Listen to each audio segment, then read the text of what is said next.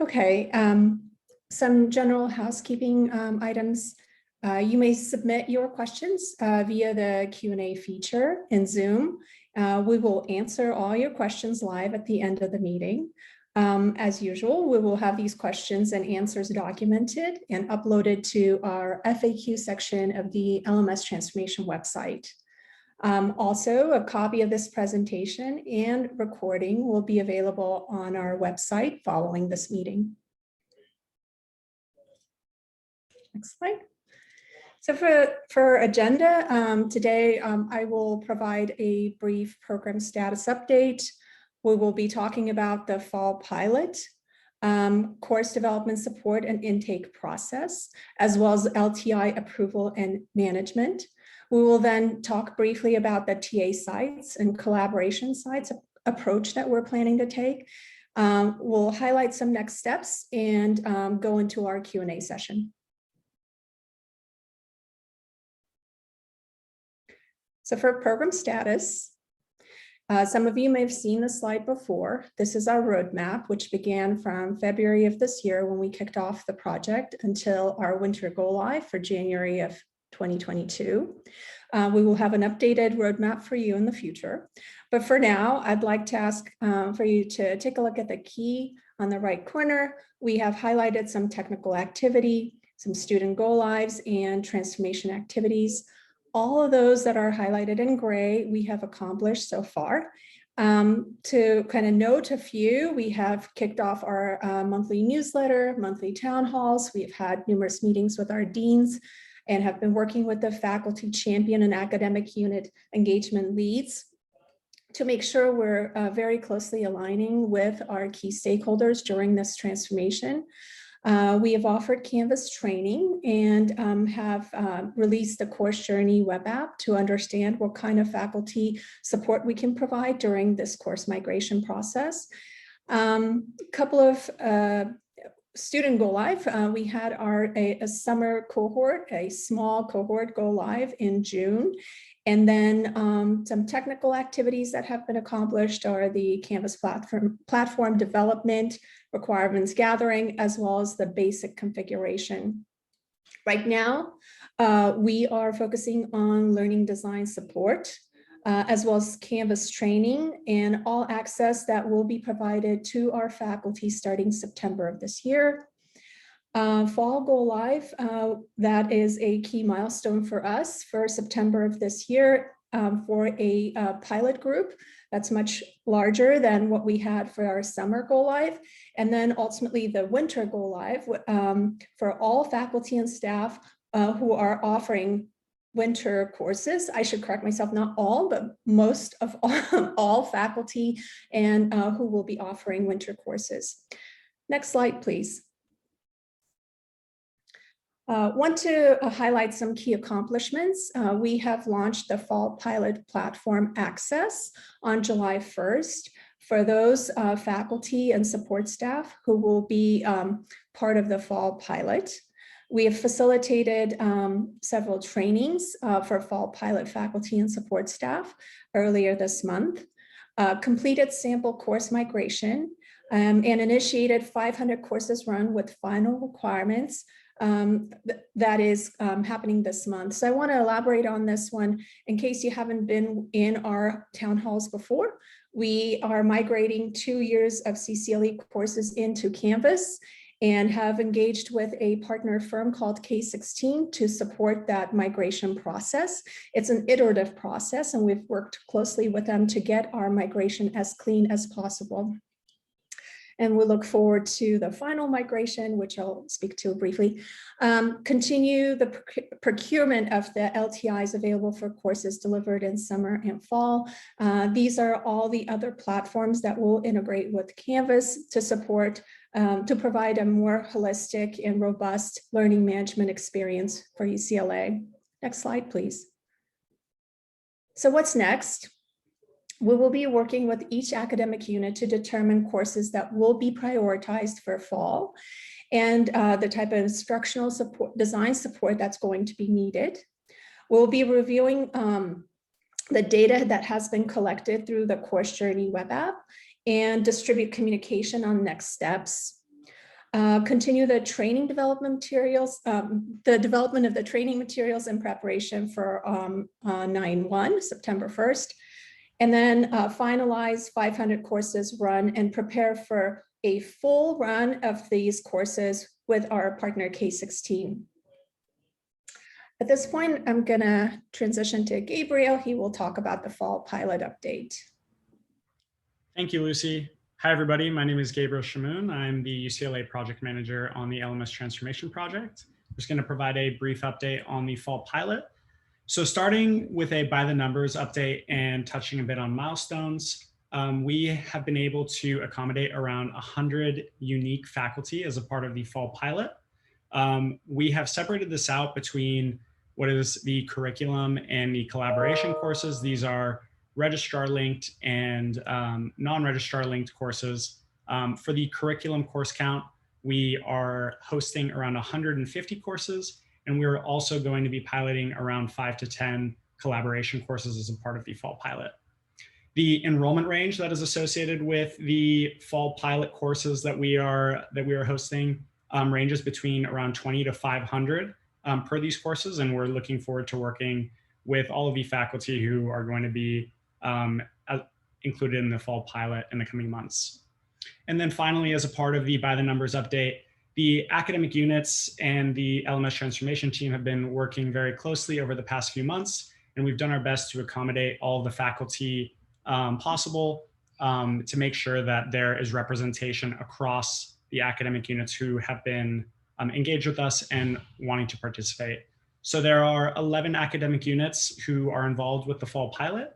And this ranges from Anderson, School of Music and Humanities, also down to Education, Social Sciences, and Theater, Film, and Television.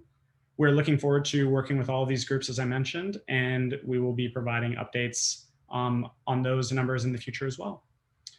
With regard to the upcoming milestones, our next upcoming milestone is this Friday, and that is when our fall pilot scope will be finalized with all courses that are going to be a part of the fall pilot, as well as the initial ServiceNow support integration of our inboxes, as well as an intake form that we're developing internally.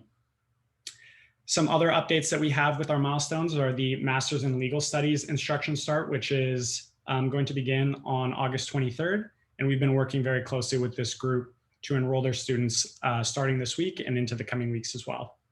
Finally, fall quarter is going to be starting on the 26th of September, and we're looking forward to moving forward with all of these courses as well and automating all of these enrollments into the future. Next slide, please. So just a bit of a deeper dive with regard to the fall pilot. So we are hosting around 5 courses with geography. We are also hosting a collaboration site with the grad division. UCOPS ILTI courses, the academic team is working closely with these 14 different courses, and we're hoping to migrate all of that content over into the system. With the MLS group, we are hosting 3 different courses, and OTL will also be hosting 2 separate courses, working closely with Rachel Kennison on those.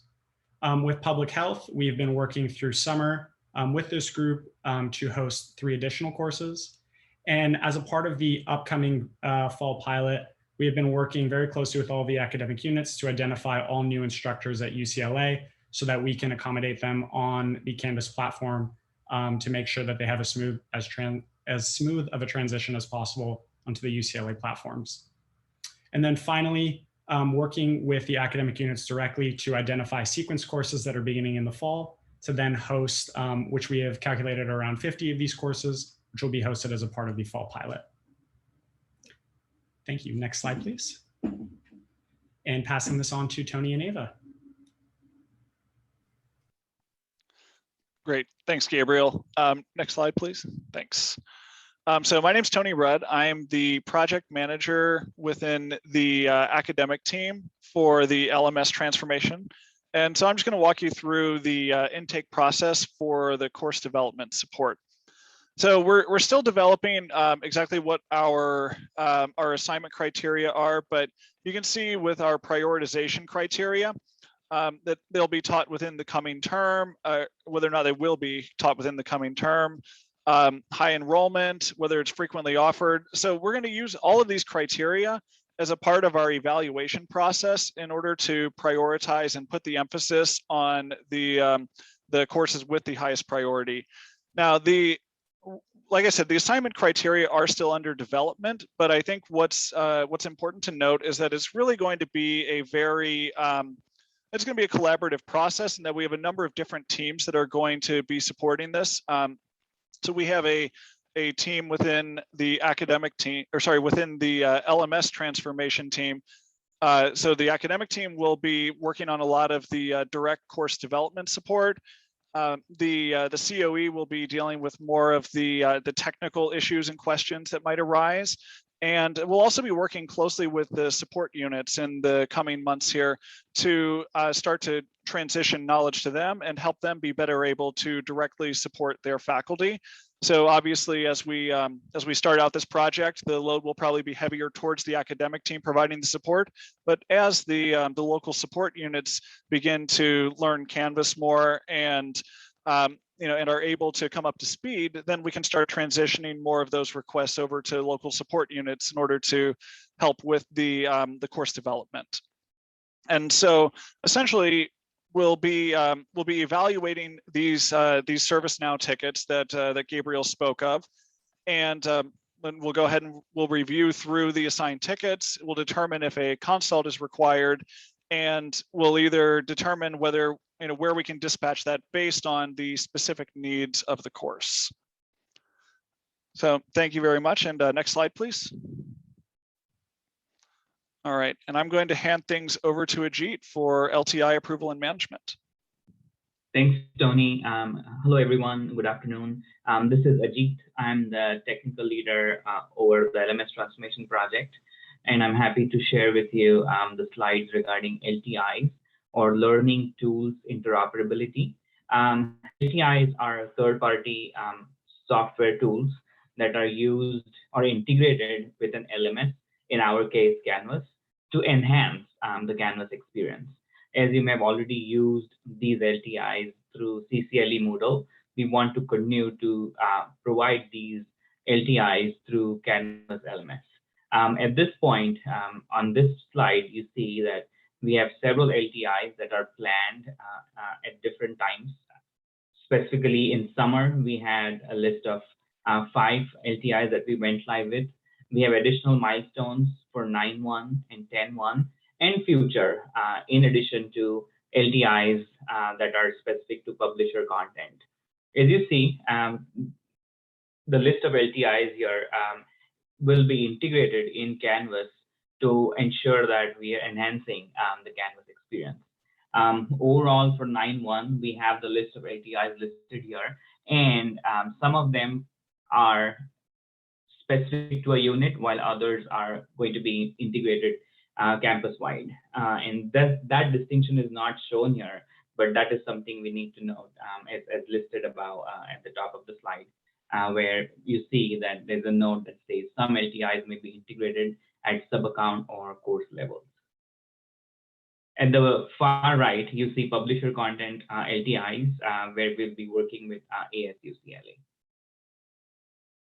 Next slide, please.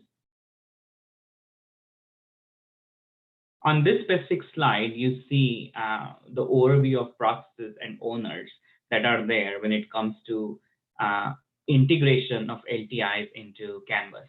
As you see, there are different actors here in the process, where my team, along with UCLA Purchasing, UCLA Finance, we work with the Software Advisory Work Group that help us with reviewing content specific to LTIs, and eventually leading to approvals and technical integration for all the LTIs with Canvas.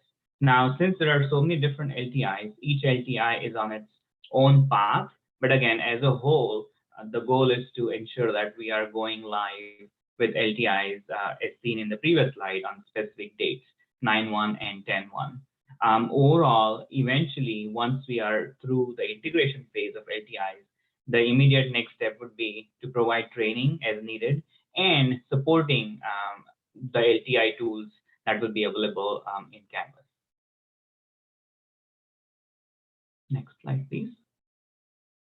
All right, and finally, we are working on a public-facing dashboard that will be made available on the LMS Transformation website that looks similar like what you see on the screenshot here. This screenshot is from UC Davis, where, as you see, there's a status available for each LTI, and you can also request for a new LTI for items that you do not see on the list. And this is something that we are currently working on to make sure that we are providing a public dashboard on our LMS Transformation website. Next slide, please. And we'll go over to Ava. Hi, everyone. I'm going to talk about TA sites and collaboration sites in Canvas. And we all want you to know that we've been listening a lot to faculty and staff and people who have approached us about these two types of sites and how they work in Canvas. And I have some responses here that are not entirely complete, but should give you a picture of where we're headed. So collaboration sites are supported in Canvas, very similar to the organization, how they're used in Moodle. They can fulfill a diverse set of use cases, whether it's just kind of a meeting place, housing material, collaborating with peers, and or lab groups or anything like that. And we are already trying out and have started trying out with some great results so far, collaboration sites for fall with some training that Kat and SEALS are doing. The law school is using collaboration sites. And as well, again, I will reiterate here that all collaboration sites will be migrated, from Moodle to Canvas by 9/15. Some next steps, and we'd love to hear from you on this if you have particular use cases you're concerned about or things that you just want to ask, just so we can understand all the possibilities of collaboration sites used, and we can create some templates for you to use or try out with collaboration sites ahead of 9/15 if you're not part of the fall pilot. And we are also currently testing collaboration site imports in K16. Next slide, please. So this slide and the next one are about TA sites and the various options that Canvas provides to support giving TAs and their section groups autonomy and direct communication in the LMS. So TAs have access to both the entire course in any Canvas course, any Canvas site, and also to their specific section. And these screenshots here at the bottom I'll run through in a minute show some specific ways that TAs can select only their section when either using the gradebook, using assignments, posting materials, or having a discussion. So TAs can select any of those activities, and then as you can see by the pull down menu, in these slides, in the screenshots here, so the middle one is a gradebook. You can filter by section, and then you can just choose whatever section you want to look at, so you're not scrolling through the entire course to find your students. The one on the far right here is in any assignment or activity in Canvas, you can assign a discussion, a quiz, an assignment to a particular section or to all sections or to a combination of sections. And then in the slide on the left, it's a way to select, course sections to add to a group or to a kind of wiki page within Canvas or anything like that. So these are some of the options for allowing TAs to speak directly to only their section within a larger course site that is, sort of the main site for the course that has all the lecture materials and any common materials that the students may use. Next slide, please. So overall, the approach to TA sites is going to be a hybrid approach. And so the team would like to encourage integrated sites, what I've just gone over in the last slide briefly, and I can take questions on this in the end. But there's also the possibility of having entirely separate sites for the TAs. The benefit of the integrated site is that there's one location for grading and that all the common materials are there for everyone. In the next slide, I'll show you, you'll see some other combinations of solutions that are possible. So on the left are the integrated solutions to ways that you might use a single Canvas site to still allow your TA to have autonomy and direct communication with their students and their sections, and yet have differentiated assignments, discussions, share materials, post videos, whatever they want to do. So those are options 1A and 1B. On the right, in the blue box, is the creation of an entirely separate site for the TAs. That would be essentially a separate site, but related to the first one, where the TAs could do the entire course. Next slide.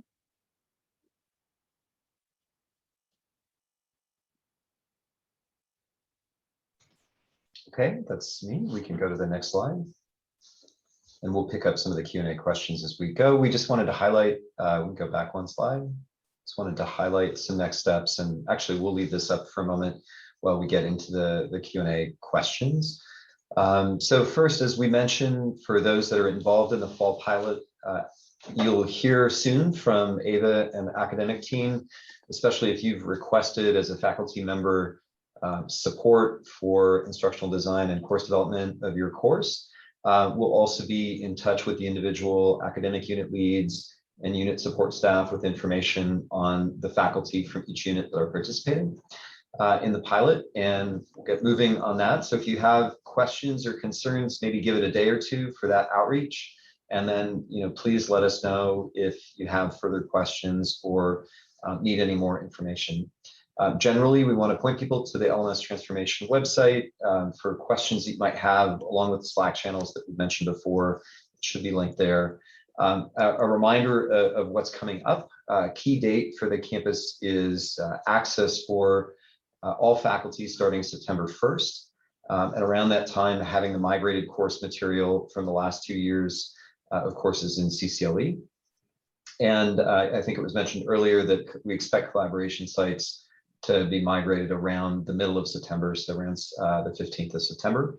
And there already are pilot versions of the training materials and links to the training sessions that are going to be available on the training page in Canvas. And maybe one of us can grab that link and put it in the chat so that you can find it right away.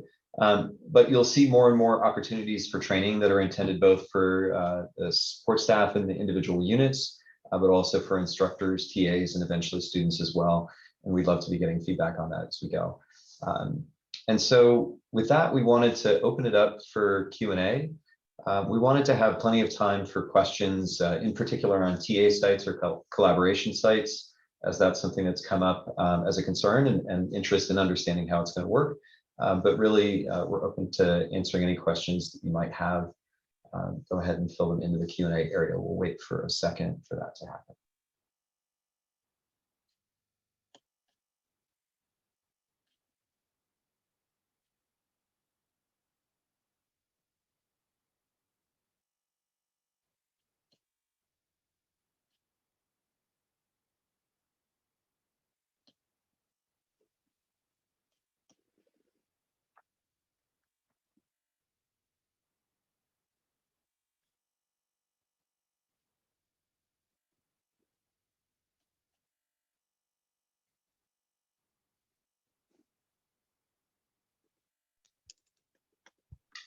So the first question is, are there details available for instructor TA training in Canvas?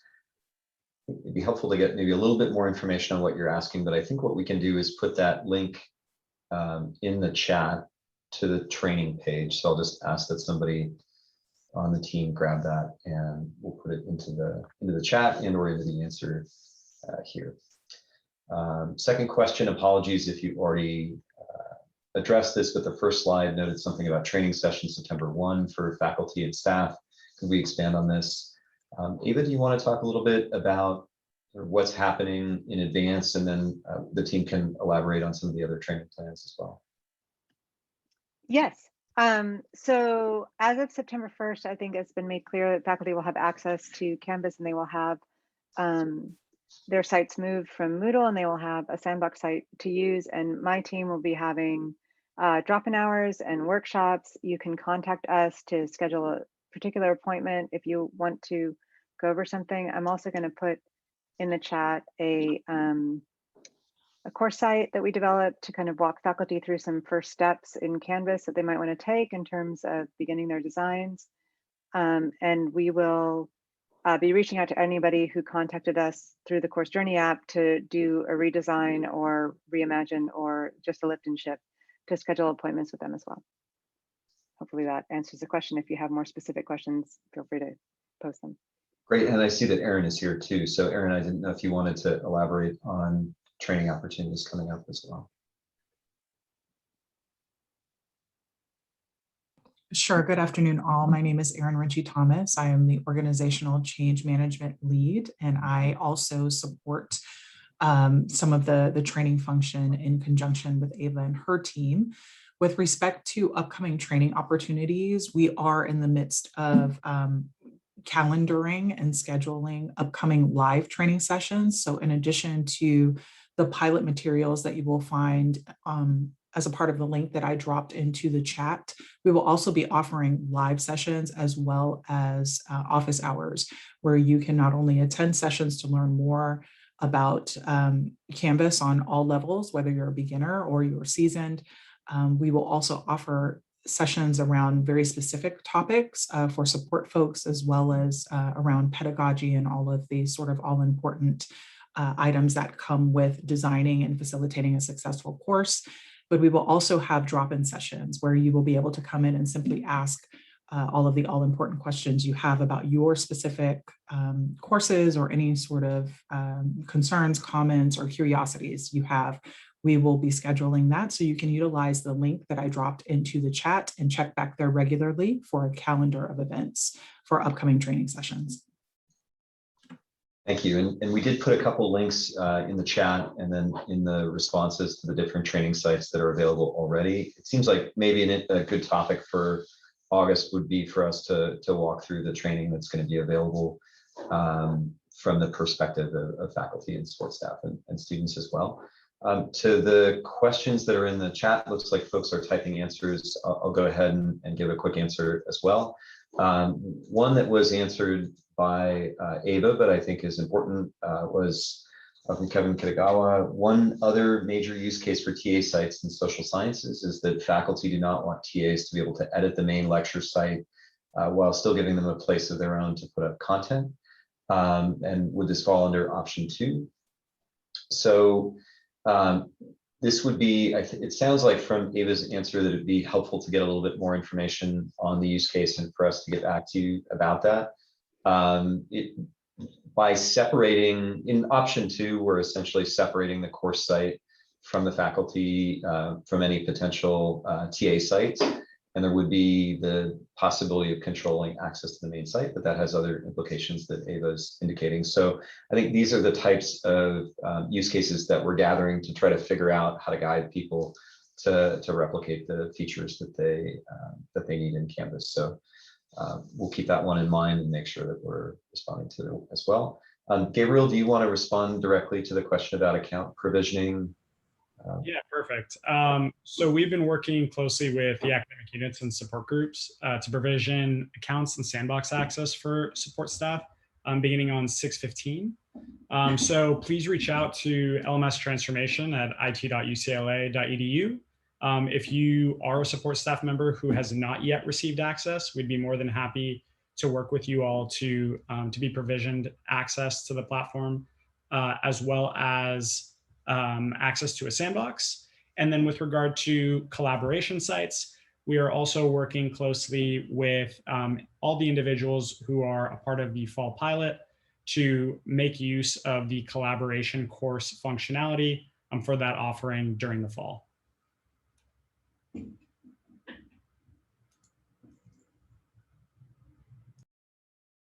Happy to respond further if needed. Great. Thanks, Gabriel. Next question, information. The academic team is hosting office hours every Monday and Wednesday. That's a good link to have as well. What is the last date to delete a collaboration site that should not be migrated? Probably not the 14th.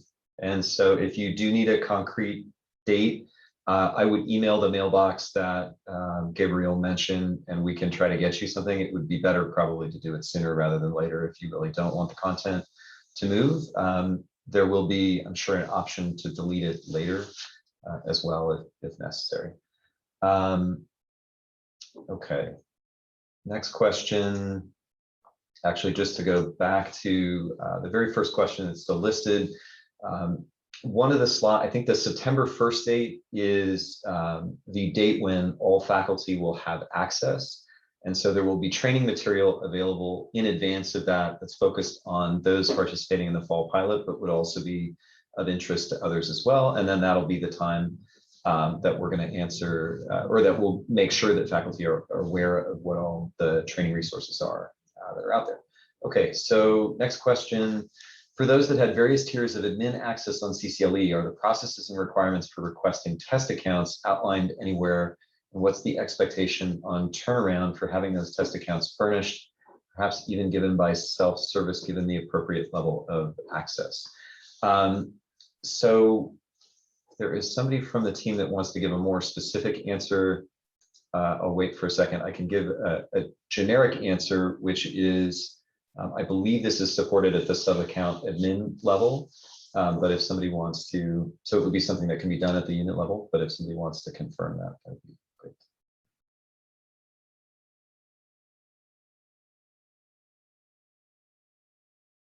Okay, so for that one, let us look into it and get an answer back to everyone in the FAQ.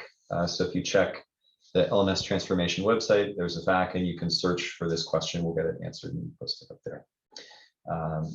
All right, I'll leave it open in case anybody can answer that immediately. Are support staff going to be able to get admin level permissions? So the short answer is yes, but those permissions will be specific to sub-account administration, so they won't be root level access across the campus. And so if you think you need access and don't have it, I would contact the academic unit lead and/or get in touch with the LMS program, and we'll figure out how to provision that according to your role. And if there is an ongoing conversation and validation of the choices that have been made in terms of what type of access each role on campus has, so it'd be great to hear about the use case, and I'd suggest sending it through the academic unit lead for your unit. If you need more follow-up, let us know.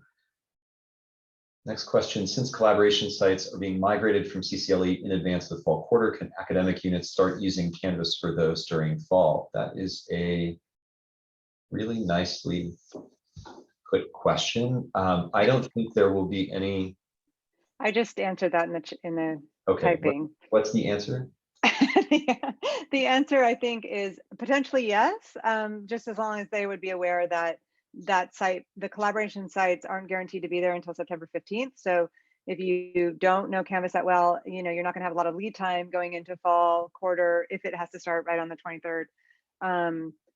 You know, just to kind of get up to speed on the use of the collaboration site in Canvas. But, you know, like I said, we're here to help, and it's certainly possible if you have some time that first, you know, 0 week or whatever to look at it and get it. Yeah, I think just to be clear, the existing CCLE content will not be collaboration site content will not be migrated until around the 15th. So, but all faculty and staff will have access on September 1st.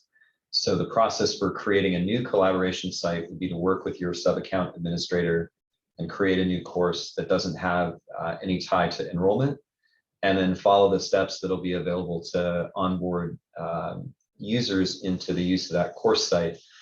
And so there will be instructions. I don't know that those, and anybody can correct me that's here that knows this more clearly. I don't know that the instructions for managing collaboration site users may be fully available and ready for that September 1st deadline. The target has been the winter go live, but we will be working with pilot collaboration sites during the fall pilot, so that information may be around. So it's a good question. Maybe we can clarify in the next town hall or in a FAQ entry or both what would be involved in using Canvas sites that don't have registrar integration in the fall, which is essentially what I think people are asking. Following up on Scott's question about removing collab sites from migration, is there a way to exempt it without deleting it? We have some departments who will want to continue using their collab site during fall while they find an alternate solution. So let us follow up and get an answer to that. I am not sure. I think, and maybe Ava or Ajit knows the answer to this, that when course content is migrated, it is not automatically published. And so just because the content is migrated doesn't mean those sites would go publish. So they're sort of off by default and then would be turned on by whoever the owner is of that collaboration site. Correct. So I think the simplest solution is go ahead and migrate it, but don't publish it, and then you'll have the content. Well, also, I would just add that the migration doesn't delete Moodle. So just because the courses are migrated to Canvas by September 1st, it doesn't mean Moodle is going to be empty. So you would still have the content in the Moodle site if you wanted to use the Moodle site for fall, or however you wanted to do the combination. But we're not erasing Moodle when we move the courses, we're just basically copying them over.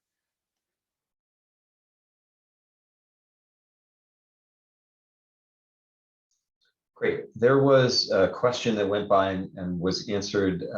I assume it will be possible to give temporary access to non-UCLA guests, such as guest speakers, and summer has continued, considerable number of non-resident, non-UCLA students.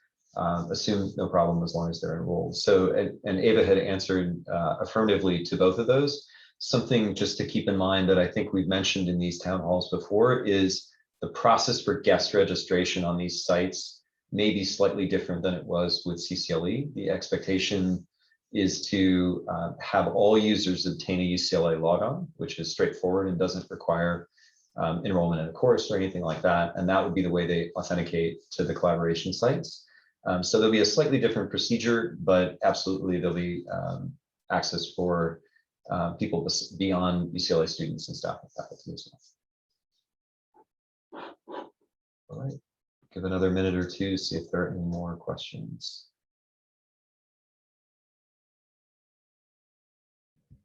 Great, so I'll let Ava answer this one. The question is, how and when can we get the UCLA Canvas course template applied to Sandbox sites if we want? This afternoon at 2 p.m. No, I have a meeting with Matt this afternoon and we are discussing exactly that process and how we can make that work. So yes, that is coming soon.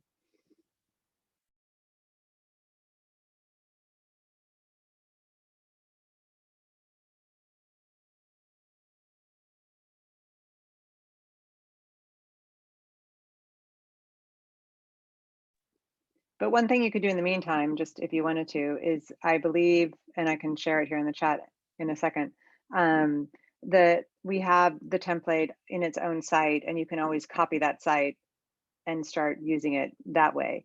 If you want it applied to a non-Sandbox site, one with SIS, sort of registration stuff, then that's a little bit more complicated, and that's what I'm meeting with Matt about. But if you just want to use it, you can go ahead and do that. And we can post some information on that.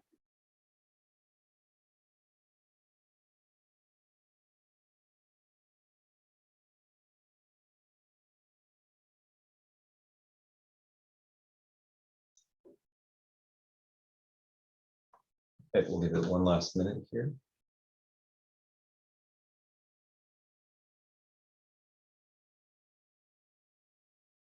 All right, so something else that we would invite as we wrap up here is please on Slack or by email or through the academic unit leads, let us know other topics that you'd like to have us cover in the town halls.